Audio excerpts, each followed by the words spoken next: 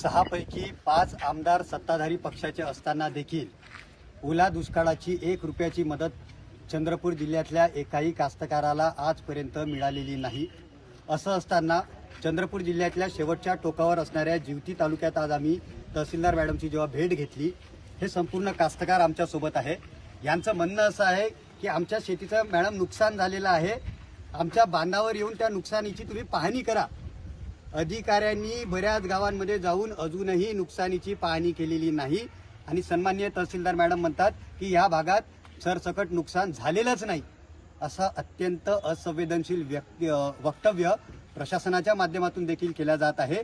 शेतकऱ्यांना वाऱ्यावर सोडण्याचं काम शासन व प्रशासनाच्या माध्यमातून होत आहे आणि यात दुष्काळात 13वा महिना म्हणजे जिवती तालुक्यातल्या अनेक शेतकऱ्यांचे 7/12 बंद करण्याचे आदेश तहसीलदार मॅडम काढत आहे।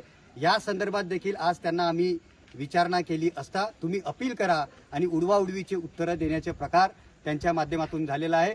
हा शेतकऱ्यांवर शासनाच्या माध्यमातून व प्रशासनाच्या माध्यमातून झालेला घोर असा अन्याय असल्यामुळे आम्ही शेतकरी संघटनेच्या वतीने जिवती तालुक्यातल्या वेगवेगळ्या पक्षाच्या सर्व शेतकऱ्यांच्या वतीने शासन व प्रशासनाच्या या असंवेदनशीलतेचा निषेध करतो आणि येणाऱ्या काळात तातडीने हे जे बंद झालेले 7/12 सुरू जर यांनी केले नाही आणि शेतकऱ्यांच्या खात्यावर जर मदत जर वर्ग केली नाही तर आम्ही तीव्र पद्धतीने आंदोलन करू, हे या प्रसंगी तुम्हा सर्वांना सांगू इच्छितो।